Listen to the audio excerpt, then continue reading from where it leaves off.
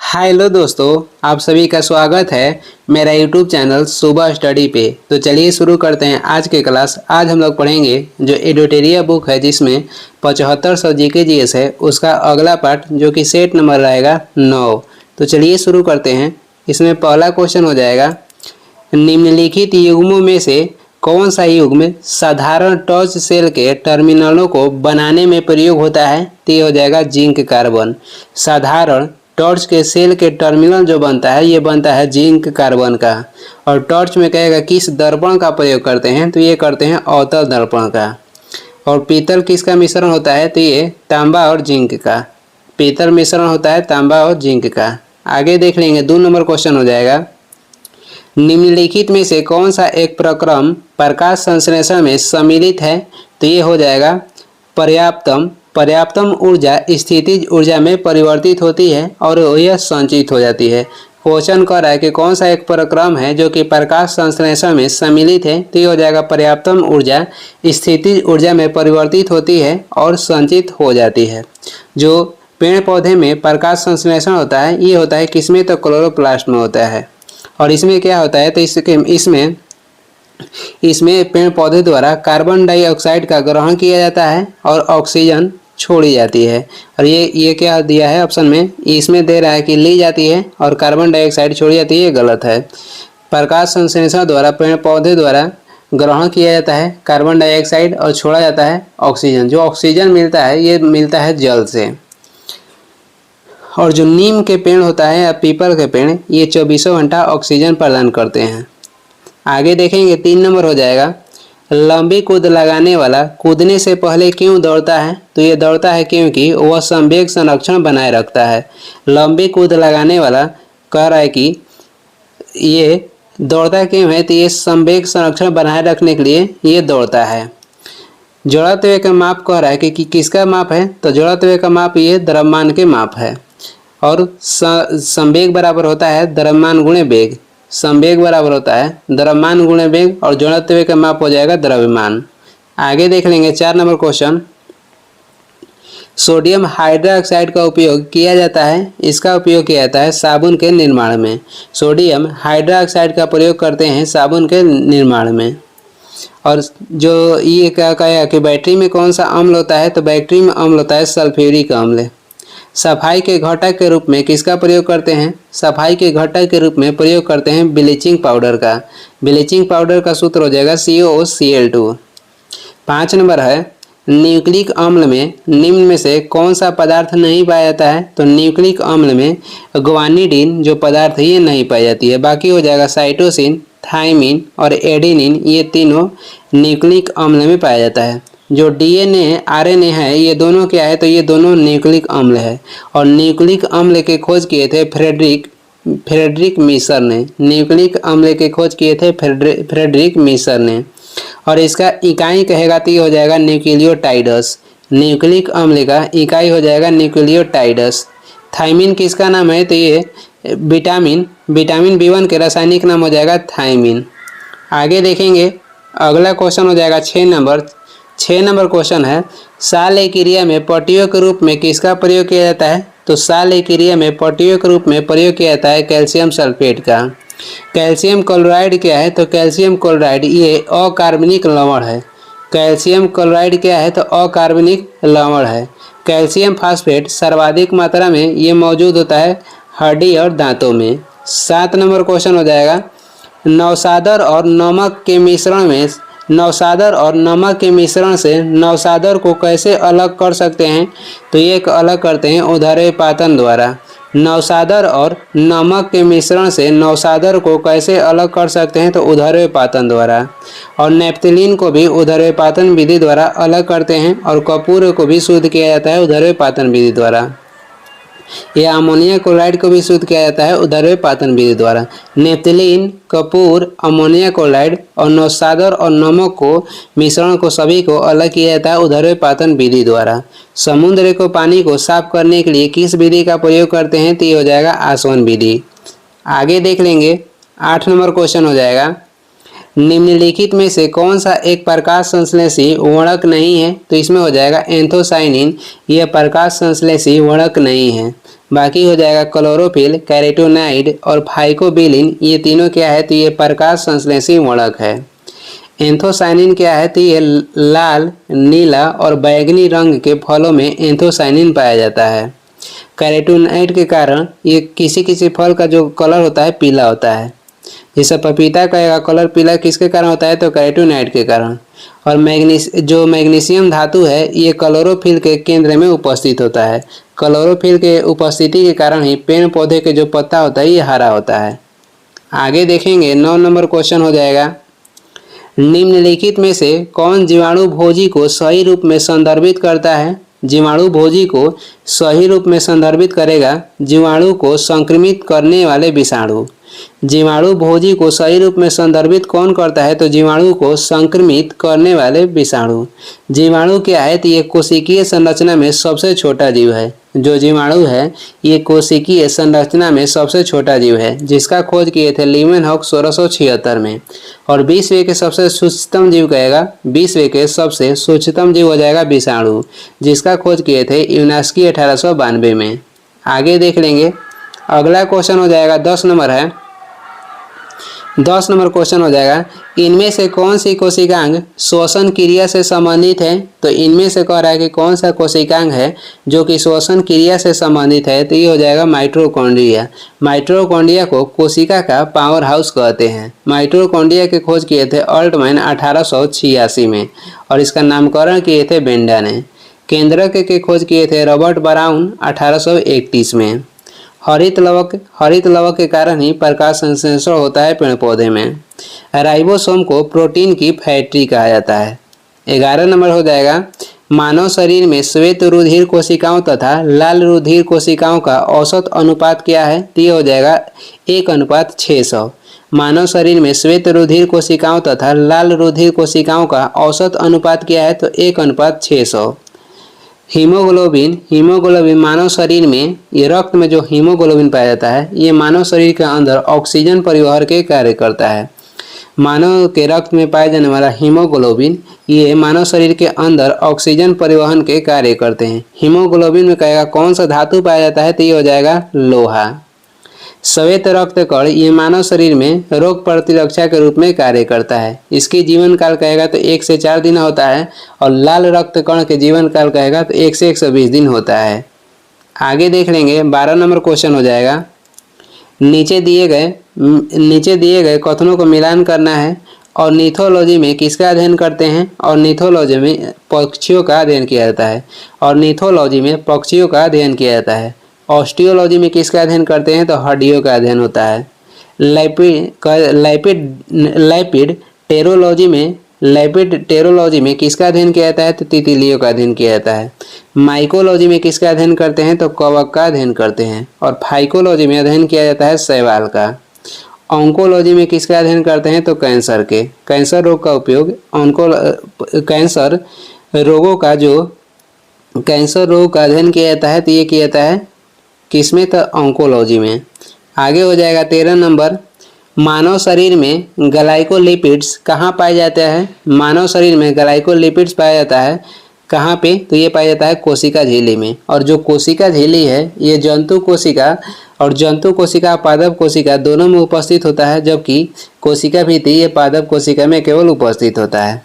सबसे बड़ा ग्रंथि मानव शरीर के कौन सा है, तो ये हो जाएगा यकृत।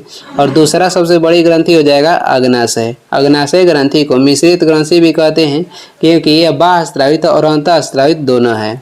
मानव शरीर में मांसपेशियों की संख्या कुल कितनी हो जाएगी, तो मानव शरीर में मांसपेशियों की कुल संख्या हो जाएगा 639। और एक क्वेश्चन आता है पसलियाँ, मानव शरीर में पसलियों की कुल संख्या कितना होता है, तो ये होता है 24, 12 जोड़ी या 24। 14 नंबर हो जाएगा, निम्न में कौन सा हार्मोन जानवरों में नहीं पाया जाता है, तो जानवर में नहीं पाया जाता है ये ऑक्सिन हार्मोन हो जाएगा। कह रहा है कि निम्न में से कौन सा हार्मोन जानवरों में नहीं पाया जाता है, ऑक्सिन। ये किस में पाया जाता है, ये पादप में पाया जाता है। ऑक्सिन जो हार्मोन है इसके खोज किए थे डार्विन 1880 में और ये वृद्धि नियंत्रण हार्मोन है। एड्रिनल जो हार्मोन है एड्रिनल हार्मोन के अन्य नाम कहेगा तो अधिवृक्क हो जाएगा और ये रक्तचाप के नियंत्रण में कार्य करता है। इंसुलिन के कम स्रावी से कौन सा रोग होता है, इंसुलिन के कम स्रावित होने से मधुमेह रोग होता है। और जो थायराइड ग्रंथि है, थायराइड ग्रंथि जो है ये सबसे बड़ा अंतःस्रावी ग्रंथि है। और थायराइड जो ग्रंथि है ये स्रावित होती है थायरोक्सिन हार्मोन से। आगे देख लेंगे 15 नंबर क्वेश्चन हो जाएगा, डीएनए में कौन सी शर्करा पाई जाती है? तो डीएनए में शर्करा पाई जाती है पेंटोस। डीएनए में कह रहा है कौन सी शर्करा पाई जाती है? तो ये हो जाएगा पेंटोस। और डीएनए क्या है? तो एक प्रकार के न्यूक्लिक अम्ल है। डीएनए और आरएनए ये दोनों क्या है? तो ये दोनों एक प्रकार के न्यूक्लिक अम्ल है। 16 नंबर हो जाएगा, निम्नलिखित में से कौन सा आरंभिक जैन साहित्य का भाग नहीं है? तो इसमें हो जाएगा थेरी गाथा। जो थेरी गाथा है ये आरंभिक जैन साहित्य का भाग नहीं है। कौन कौन सा हो जाएगा? तो ये हो जाएगा सूत्र कृतांग, बृहत कल्प सूत्र और आचारांग सूत्र, ये तीनों हो जाएगा पर आरंभिक जैन साहित्य। जैन साहित्य को क्या कहा जाता है? तो जैन साहित्य को कहा जाता है आगम। और जो प्राचीनतम जैन ग्रंथ था उसे क्या कहा जाता था? तो प्राचीनतम जैन ग्रंथ को पूर्व कहा जाता था। आगे देखेंगे 17 नंबर क्वेश्चन हो जाएगा, निम्नलिखित में से किसने सर्वप्रथम दक्षिण में अपनी सत्ता की स्थापना की? तो दक्षिण में सर्वप्रथम अपनी सत्ता की स्थापना की थी सातवाहन वंश ने। और सातवाहन वंश के संस्थापक कहेगा तो ये हो जाएंगे सीमुख। और सातवाहन वंश की राजधानी कहेगा तो ये हो जाएगा प्रतिष्ठान। वाकाटक वंश के संस्थापक कहेगा तो ये हो जाएंगे विंध्य शक्ति। वाकाटक वंश ये कहाँ पे शासन कर रहा था? तो कर्नाटक में। चालुक्य वंश के संस्थापक कहेगा तो पुलकेशिन प्रथम हो जाएंगे। और राष्ट्रकूट वंश के संस्थापक थे दंती दुर्ग। और राष्ट्रकूट वंश की राजधानी कहेगा तो मान्यखेत हो जाएगा। 18 नंबर है, प्राचीन भारत के निम्नलिखित ग्रंथों में से किस ग्रंथ में पति द्वारा परित्यक्त पत्नी के लिए विवाह विच्छेद की अनुमति दी गई है? तो ये दिया गया है अर्थशास्त्र में। और अर्थशास्त्र के लेखक हो जाएंगे चाणक्य, जिनका अन्य नाम विष्णुगुप्त भी था।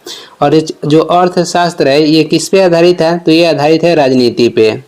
कामसूत्र की रचना किसने किया था? तो ये किए थे वात्सायन ने।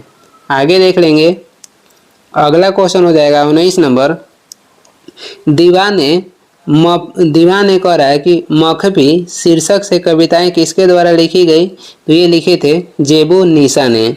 दीवान ने मखफी शीर्षक से कविताएं किसके द्वारा लिखी गई थी? तो जेबू निशा के द्वारा।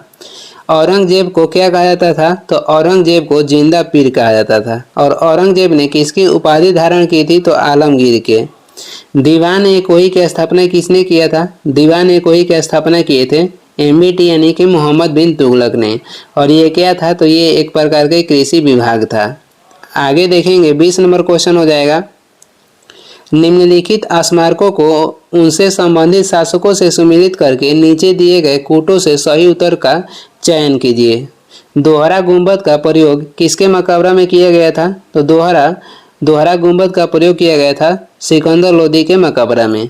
और सिकंदर लोदी ने ही 1504 में आगरा शहर की स्थापना किए थे। और ये लोदी वंश के सबसे प्रतापी शासक थे। और ये क्या करते थे? तो ये गुलरूखी के उपनाम से कविताएं भी लिखते थे। और इनकी मकबरा कहाँ पे स्थित है? तो इनकी मकबरा स्थित है इनकी मकबरा कहाँ स्थित है? तो दिल्ली में स्थित है। अष्टभुजीय मकबरा किनका है? तो अष्टभुजीय मकबरा बलबन का है। बलबन ने रक्त एवं लौ की नीति भी अपनाई थी। सत्य कह रहा है कि सत्य मेहराबीय मकबरा किनका है? तो ये हो जाएगा शेरशाह सूरी के। और शेरशाह सूरी की जो मकबरा है ये स्थित है सासाराम में। गोल गुंबद कहाँ पे स्थित है? तो गोल गुंबद को बनवाए थे मोहम्मद आदिल शाह। और ये कर्नाटक में बीजापुर में स्थित है। आगे देखेंगे, आगे हो जाएगा 21 नंबर है, किस युद्ध में मैसूर मराठा तथा हैदराबाद के निजाम द्वारा संयुक्त रूप से अंग्रेजों के विरुद्ध रहने का निर्णय किया गया था? तो ये हो जाएगा प्रथम आंग्ल मैसूर युद्ध।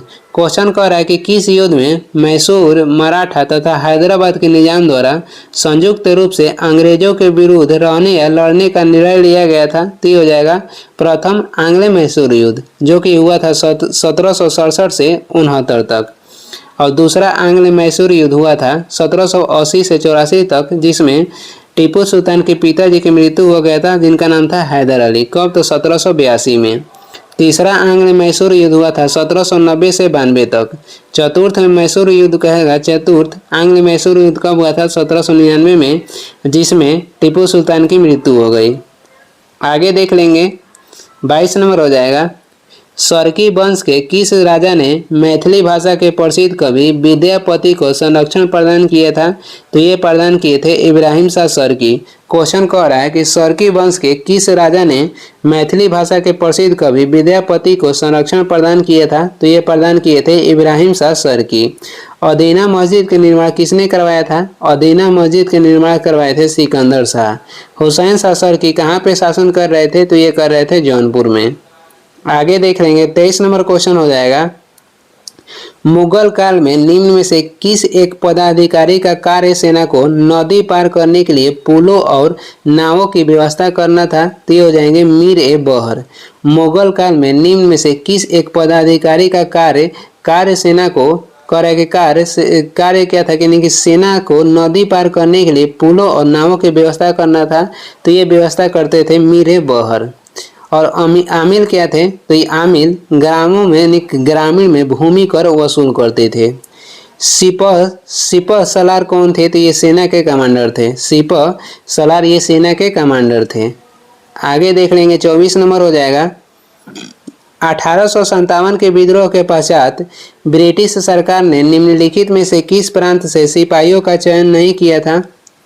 तो मध्य प्रांत से 1857 के विद्रोह के पश्चात ब्रिटिश सरकार ने मध्य प्रांत से सिपाहियों का चयन नहीं किया। कहाँ से किया था? तो गोरखा से, सिख एवं पंजाब से, और ये दोनों से किए थे, मध्य प्रांत से नहीं किए थे।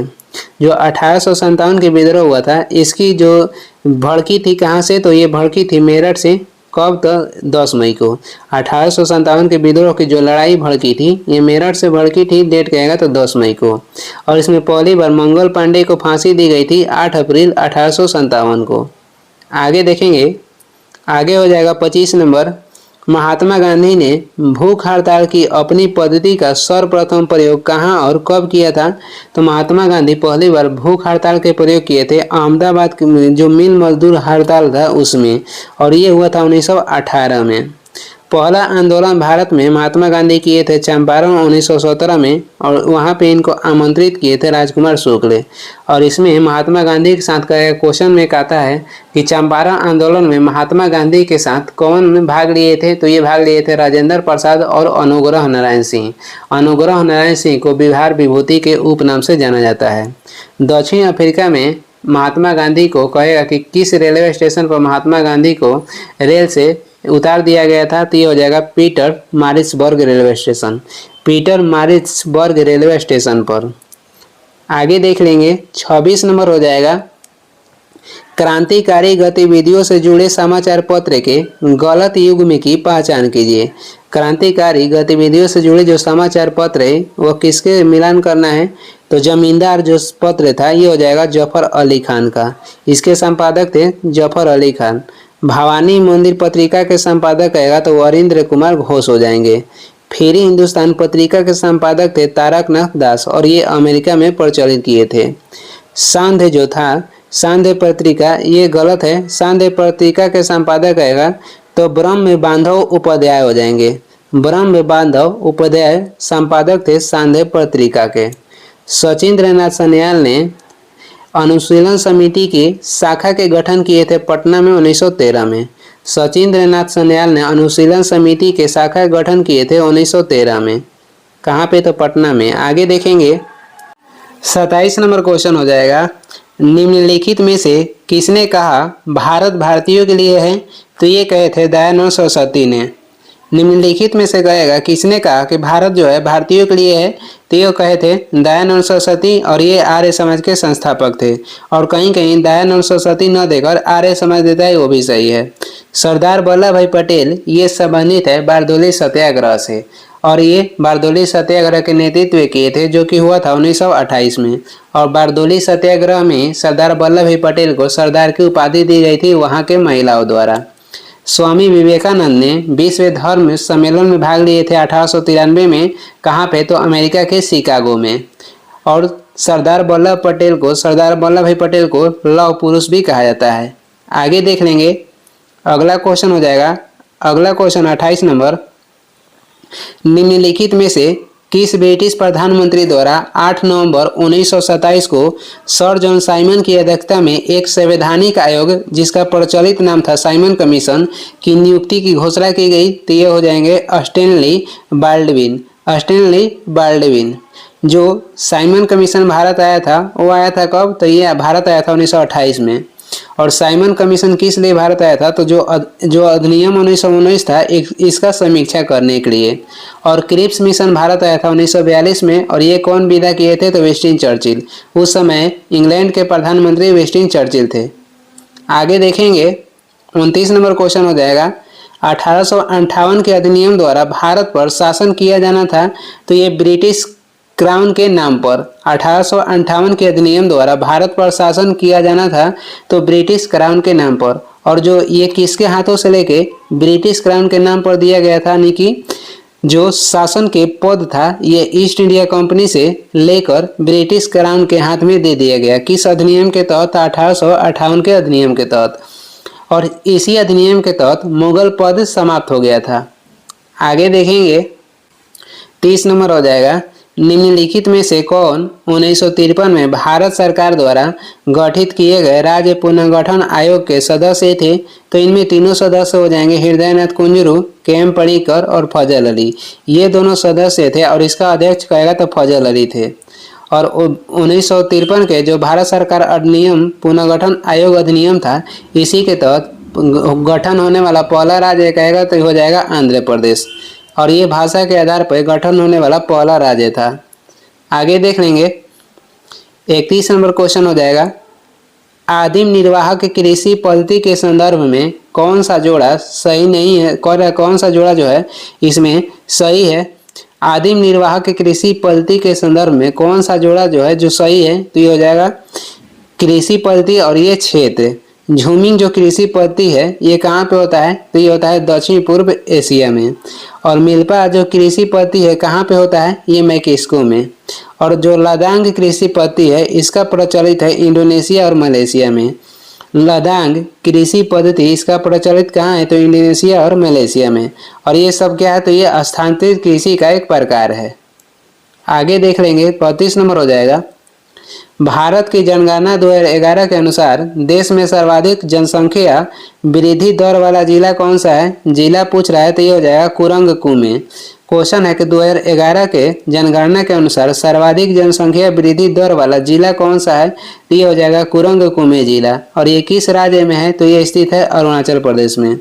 और सबसे कहेगा कम जनसंख्या घनत्व वाला राज्य कौन सा हो जाएगा? 2011 के जनगणना के अनुसार सबसे कम जनसंख्या घनत्व वाला राज्य भी अरुणाचल प्रदेश है। और यहाँ पे कहेगा कितने व्यक्ति प्रति वर्ग किलोमीटर पर रहते हैं? तो 17 व्यक्ति। आगे देखेंगे 33 नंबर है, भारत की जनगणना 2011 के अनुसार सर्वाधिक लिंगानुपात वाला केंद्र शासित प्रदेश कौन सा है? सर्वाधिक लिंगानुपात वाला केंद्र शासित प्रदेश कहेगा तो पुडुचेरी हो जाएगा। और सबसे कम कहेगा, सबसे कम लिंगानुपात वाला केंद्र शासित प्रदेश हो जाएगा दमन एवं दीव। सर्वाधिक जनसंख्या घनत्व वाला कहेगा केंद्र शासित प्रदेश कौन सा है? तो ये हो जाएगा दिल्ली। सर्वाधिक जनसंख्या घनत्व या सर्वाधिक जनसंख्या वाला कहेगा केंद्र शासित प्रदेश, तो ये हो जाएगा दिल्ली। और कम जनसंख्या घनत्व वाला केंद्र शासित प्रदेश हो जाएगा अंडमान निकोबार द्वीप समूह। क्वेश्चन फिर से पढ़ते हैं। क्वेश्चन कह रहा है कि सर्वाधिक लिंगानुपात वाला केंद्र शासित प्रदेश कौन सा है? तो इसमें हो जाएगा पुडुचेरी। और कम लिंगानुपात वाला केंद्र शासित प्रदेश हो जाएगा दमन एवं दीव। सर्वाधिक जनसंख्या घनत्व वाला कहेगा केंद्र शासित प्रदेश तो दिल्ली। और कम जनसंख्या घनत्व वाला केंद्र शासित प्रदेश अंडमान निकोबार द्वीप समूह हो जाएगा। और सर्वाधिक जनसंख्या दिल्ली के है और सबसे कम जनसंख्या कहेगा तो लक्षद्वीप के है। आगे देख लेंगे, भारत की जनगणना 2011 के अनुसार न्यूनतम साक्षरता प्रतिशत वाला केंद्र शासित प्रदेश निम्नलिखित में से कौन सा है? तो न्यूनतम कह रहा है साक्षरता प्रतिशत वाला केंद्र शासित प्रदेश हो जाएगा दादर नगर हवेली। और सबसे अधिक साक्षरता वाला केंद्र शासित प्रदेश कौन सा है? तो ये जाएगा लक्षद्वीप। लक्षद्वीप की जनसंख्या सबसे कम है। सर्वाधिक साक्षरता वाला राज्य आपसे कहेगा तो राज्य में हो जाएगा केरल, केंद्र शासित प्रदेश में लक्षद्वीप। 35 नंबर है, राज्यसभा के बारे में निम्नलिखित में से कौन सा कथन सही नहीं है? तो इसमें हो जाएगा ऑप्शन डी। इसमें कह रहा है कि इसके 1/3 सदस्य प्रत्येक वर्ष पे सेवानिवृत्त होते हैं, जो कि गलत है। राज्यसभा के 1/3 सदस्य प्रत्येक 2 वर्ष पे सेवानिवृत्ति होता है, इसीलिए जो राज्यसभा है ये कभी भंग नहीं होता है, बल्कि इसके 1/3 सदस्य क्या होते हैं? तो 2 वर्ष पे सेवानिवृत्त होते हैं। और राज्यसभा एक अस्थायी निकाय है जो कि कभी भंग नहीं होता है। और राज्यसभा के सभापति कौन होते हैं? राज्यसभा के सभापति होते हैं उपराष्ट्रपति, जो कि होते हैं अनुच्छेद 64 के तहत। और बी नंबर ऑप्शन हो जाएगा कि इसे 3 अप्रैल 1952 को पहली बार विधिवत गठित किया गया था, ये सही है। राज्यसभा का गठन हुआ था 3 अप्रैल 1952 में। और इसी के साथ देख लेते हैं लोकसभा का गठन हुआ था 13 अप्रैल 1952 में। राज्यसभा के गठन 3 अप्रैल 1952, लोकसभा के गठन 13 अप्रैल 1952। तो ये सही है, बी सही है, सी सही है। और इसमें कौन सही नहीं था? डी। आगे देखेंगे 36 नंबर हो जाएगा, भारतीय संविधान द्वारा प्रदत्त निम्न में से कौन सा अधिकार गैर नागरिकों को भी उपलब्ध है? गैर नागरिक के उपलब्ध कहेगा अधिकार कौन सा है? तो संवैधानिक निराकरण के अधिकार ये गैर नागरिक को भी दिया गया है। अभिव्यक्ति की स्वतंत्रता का उल्लेख किस अनुच्छेद में है? तो इसका उल्लेख है 19 में। मौलिक अधिकार की संख्या पहले कितनी थी? तो पहले 7 था। वर्तमान में कहेगा मौलिक अधिकार की संख्या कितनी है? तो 6 है। जिसे जो 7 में से एक संपत्ति के जो अधिकार पहले मौलिक अधिकार था, जो कि रखा गया था 19 के एफ में, अब इसे निकाल के 300 के क में रखा गया है। अब संपत्ति के जो अधिकार है ये एक प्रकार के विधिक अधिकार है। और ये कब निकाला गया था? 44वां संविधान संशोधन 1978 में। अब वर्तमान में मौलिक अधिकार की संख्या 6 हो गया है। आगे देखेंगे 37 नंबर, निम्नलिखित में से कौन सा एक कार्यपालिका का अंग है? तो कार्यपालिका के अंग हो जाएगा उप निरीक्षक पुलिस। कह रहा है कि कौन सा कार्यपालिका का अंग है? तो उप निरीक्षक पुलिस। बाकी जो विधान परिषद के सदस्य, राज्यसभा के सदस्य, सर्वोच्च न्यायालय का मुख्य न्यायाधीश, ये सब क्या है? तो ये सभी विधायिका के सदस्य हैं। राज्यसभा के सदस्य के कार्यकाल 6 वर्ष का होता है। सर्वोच्च न्यायालय के मुख्य न्यायाधीश की नियुक्ति अनुच्छेद 124 के खंड 2 के तहत राष्ट्रपति करते हैं। आगे देख लेंगे 38 नंबर हो जाएगा, भारत के संविधान द्वारा अवशिष्ट शक्तियों को केंद्र सरकार में निहित करने से क्या उद्घोषित होता है? तो ये भारत एक अर्धसंघीय है। कह रहा है कि भारत के संविधान द्वारा अवशिष्ट शक्तियों को केंद्र सरकार में निहित करने का क्या उद्घोषित होती है? तो ये भारत जो है ये एक अर्धसंघीय है। सबसे बड़ा लिखित संविधान किसका है? तो ये भारत का है। और पहले लिखित संविधान लागू हुआ था अमेरिका में, कब? तो 1789 में। भारतीय संविधान को कब अंगीकृत किया गया था? 26 जनवरी। कब किया गया था? तो 26 नवंबर को किया गया था। भारतीय संविधान को अंगीकृत किया गया था 26 नवंबर 1949 को और लागू हुआ था 26 जनवरी 1950 को। अंगीकृत या अपनाया गया था 26 नवंबर 1949 को, लागू कहेगा तो 26 जनवरी 1950 को किया गया। आगे देख लेंगे 39 नंबर क्वेश्चन हो जाएगा, जब कोई राज्य राष्ट्रपति के शासन के अंतर्गत होता है तब उस राज्य का बजट कौन पारित करता है? तब उस राज्य के बजट संसद पारित करता है। संसद के कहेगा अंग कितने हैं? तो संसद के 3 अंग हैं, लोकसभा, राज्यसभा, राष्ट्रपति। सदन कहेगा तो संसद के 2 सदन हो जाएगा, एक उच्च सदन, एक निम्न सदन। उच्च सदन कहेगा तो राज्यसभा है और निम्न सदन कहेगा तो लोकसभा है। राष्ट्रपति शासन किसी राज्य में अनुच्छेद 356 के तहत लागू होता है, जिसे संसद से अनुमोदन लेना पड़ता है 2 माह के भीतर। आगे देख लेंगे 40 नंबर क्वेश्चन हो जाएगा, भारत में किसी केंद्र शासित प्रदेश का दैनिक कामकाज कौन देखता है? तो ये देखते हैं उपराज्यपाल। भारत के एक राज्यपाल होंगे, इसका उल्लेख अनुच्छेद 153 में किया गया है। और राज्यपाल की नियुक्ति अनुच्छेद 155 के तहत कौन करता है? तो राज्यपाल की नियुक्ति अनुच्छेद 155 के तहत राष्ट्रपति करते हैं और ये लिया गया है कनाडा के संविधान से। भारत के एक राष्ट्रपति होंगे, इसका उल्लेख मिलता है अनुच्छेद 52 में।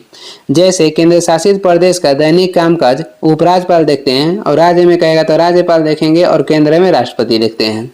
भारत के पहला गृह मंत्री कहेगा तो सरदार वल्लभ भाई पटेल थे। 41 नंबर है, बिंबावती देवी किस भारतीय नृत्य शैली की प्रतिपादक है? तो ये संबंधित है मणिपुरी से। और झावेरी बहने का भी संबंध हो जाएगा मणिपुरी नृत्य से। मृणिला साराभाई मिडिल लीनी सारा भाई कहेगा इनका संबंध किससे है, तो कथकली से। कथकली ये केरल के नृत्य है। ओडिसी कहेगा तो उड़ीसा के है, और इनसे संबंधित हो जाएंगे सोनल मानसिंह। सोनल मानसिंह के संबंध हो जाएगा ओडिसी नृत्य और भरतनाट्यम नृत्य दोनों से। भरतनाट्यम तमिलनाडु का ये लोक नृत्य है और इसका प्राचीन नाम कहेगा तो हो जाएगा सदीर। भरतनाट्यम के प्राचीन नाम सदीर है। छऊ कहेगा तो बिहार के हो जाएगा, झारखंड के हो जाएगा और उड़ीसा के भी हो जाएगा। आगे देखेंगे 42 नंबर है, निम्नलिखित में से किस त्योहार को विजय उत्सव के नाम से जाना जाता है, तो ये त्यौहार हो जाएगा हम्पी मेला। इसे विजय उत्सव के नाम से जाना जाता है। हम्पी विजयनगर साम्राज्य की राजधानी थी, जिसका गठन किए थे हरिहर और बुक्का 1336 में। और हम्पी जो है ये तुंगभद्रा नदी के किनारे स्थित है। कहाँ पे, तो कर्नाटक। पुष्कर मेला कहाँ पे लगता है, तो अजमेर में, राजस्थान। गंगा सागर मेला कहेगा तो पश्चिम बंगाल में लगता है। 43 नंबर हो जाएगा, IBM 360 कंप्यूटर किस पीढ़ी के कंप्यूटर है, तो IBM 360 कंप्यूटर जो है ये तृतीय पीढ़ी के कंप्यूटर है। और IBM 650 ये प्रथम पीढ़ी के कंप्यूटर है। द्वितीय पीढ़ी के कंप्यूटर में किसका प्रयोग होता था, तो ट्रांजिस्टर का। और चतुर्थ पीढ़ी के जो कंप्यूटर है ये माइक्रो प्रोसेसर पर आधारित है। आगे देख लेंगे 44 नंबर हो जाएगा, निम्न में किसे तिब्बती नव वर्ष के रूप में मनाया जाता है, तो ये मनाया जाता है लोसार पर्व को। लोसार पर्व को तिब्बती नव वर्ष के रूप में मनाया जाता है। और ये किस राज्य का है, तो अरुणाचल प्रदेश का ये पर्व है। वही लोसांग कहेगा तो लोसांग उत्सव ये असम और सिक्किम में मनाया जाता है। लोसार कहेगा तो अरुणाचल प्रदेश में, और इसे तिब्बती नव वर्ष के रूप में भी मनाया जाता है। और मयोको और मरुंग जो पर्व है ये कहाँ मनाया जाता है, तो ये भी अरुणाचल प्रदेश में। लोसार, मयोको और मरुंग ये तीनों जो है अरुणाचल प्रदेश में मनाया जाता है। लोसांग कहेगा तो सिक्किम और असम में। 45 नंबर है, निम्न में क्या सार्वजनिक वस्तुओं की श्रेणी में नहीं आता है, तो सार्वजनिक वस्तुओं की श्रेणी में नहीं आता है खाद्य वस्तुएं। बाकी राष्ट्रीय सुरक्षा और सड़क आता है। सड़क जो है ये राज्य सूची के अंतर्गत आता है। राज्य सूची में वर्तमान में 61 विषय हैं। सड़क आता है राज्य सूची में, और राज्य मार्ग कहेगा तो ये आता है संघ सूची में। संघ सूची में वर्तमान में 100 विषय है। आगे देखेंगे 46 नंबर हो जाएगा, युवा संगम पोर्टल को किस मंत्रालय द्वारा जारी किया गया है, तो ये जारी किया गया है शिक्षा मंत्रालय द्वारा। युवा पोर्टल, युवा कहेगा कि संगम पोर्टल को किस मंत्रालय द्वारा जारी किया गया है, तो शिक्षा मंत्रालय द्वारा। किसान पोर्टल जारी किया गया है कृषि मंत्रालय द्वारा। और कहेगा कि पर्यटन दिवस, राष्ट्रीय पर्यटन दिवस कब मनाया जाता है, राष्ट्रीय पर्यटन दिवस 25 जनवरी को मनाया जाता है, और विश्व पर्यटन दिवस 27 सितंबर को। 47 नंबर हो जाएगा, MK गांधी यानी कि महात्मा गांधी के अनुसार अस्पृश्यों का सामाजिक आर्थिक सुधार संपन्न किया जा सकता है, तो ये किया जा सकता है उनके लिए कुटीर उद्योग को स्थापित करके। महात्मा गांधी के अनुसार अस्पृश्यों का सामाजिक आर्थिक सुधार संपन्न किया जा सकता है उनके द्वारा कुटीर उद्योग के स्थापित करके। ऑप्शन हो जाएगा डी। अस्पृश्यता के अंत किस अनुच्छेद में है, तो इसका उल्लेख मिलता है अनुच्छेद 17 में। महात्मा गांधी कहेगा कि वकालत पढ़ने के लिए लंदन कब गए थे, तो ये गए थे 1888 में, और वहां से लौटे थे 1891 में। आगे देख लेंगे 48 नंबर हो जाएगा, कौन सा ऐसा कर है जो केंद्रीय सरकार द्वारा लगाया जाता है लेकिन उससे प्राप्त आय को केंद्र और राज्यों में विभाजित कर दिया जाता है, तो ये हो जाएगा केंद्रीय उत्पाद शुल्क। कह रहा है कि कौन सा ऐसा कर है जो केंद्रीय सरकार द्वारा लगाया जाता है लेकिन उससे प्राप्त आय को केंद्र और राज्य में विभाजित कर दिया जाता है, तो ये हो जाएगा केंद्रीय उत्पाद शुल्क। और ये आता है अप्रत्यक्ष कर के अंतर्गत। अप्रत्यक्ष कर में आ जाएगा उत्पाद शुल्क, तट शुल्क, बिक्री कर और सीमा शुल्क। आगे देखेंगे 49 नंबर हो जाएगा, निम्नलिखित में से कौन सा भारत का विश्व स्तर पर स्वीकृत राष्ट्रीय हॉटस्पॉट नहीं है। इसमें से कह रहा है कि निम्नलिखित में से कौन सा भारत का विश्व स्तर पर स्वीकृत राष्ट्रीय हॉटस्पॉट नहीं है, तो ये हो जाएगा गारो हिल्स। ये नहीं है। गारो हिल्स किस राज्य में स्थित है, तो मेघालय में। और कौन कौन सा है, तो पूर्वी हिमालय, सुंडरलैंड और पश्चिमी घाट। भारत में सर्वाधिक जैव विविधता कहाँ पाई जाती है, भारत में सर्वाधिक जैव विविधता पश्चिमी घाट और पूर्वी हिमालय में पाई जाती है। भारत में सर्वाधिक जैव विविधता पूर्वी हिमालय और पश्चिमी घाट में पाई जाती है। विश्व जैव विविधता दिवस मनाया जाता है 22 मई को। 50 नंबर हो जाएगा क्वेश्चन, लास्ट क्वेश्चन है, निम्नलिखित में से कौन सा सबसे स्थिर पारिस्थितिकी तंत्र है? तो निम्न में सबसे स्थिर पारिस्थितिकी तंत्र हो जाएगा समुद्री पारिस्थितिकी तंत्र, और ये सबसे बड़ा भी है। पारिस्थितिकी तंत्र जो शब्द है इसका प्रयोग पहली बार किए थे कौन थे? एजी टैंसले। कब कहेगा? तो 1935 में। और केवल पारिस्थितिकी शब्द के पहली बार प्रयोग किए थे अर्नेस्ट हैकेल। केवल पारिस्थितिकी शब्द कहेगा तो इनका प्रयोग किए थे अर्नेस्ट हैकेल, और पारिस्थितिकी तंत्र शब्द के पहली बार प्रयोग किए थे एजी टैंसले 1935 में। और ये इस वीडियो के लास्ट क्वेश्चन है। लास्ट तक देखने के लिए धन्यवाद। वीडियो पसंद आ रहा है तो लाइक कर दें, चैनल पर नए हैं तो सब्सक्राइब भी कर दीजिएगा। कुछ सुझाव एवं सलाह देना है तो कमेंट करके ज़रूर बताएं, और इसका पीडीएफ चाहिए तो डिस्क्रिप्शन में टेलीग्राम के लिंक है, वहां से डाउनलोड कर लीजिए, या टेलीग्राम पर सर्च भी कर सकते हैं शुभ स्टडी। Thank you.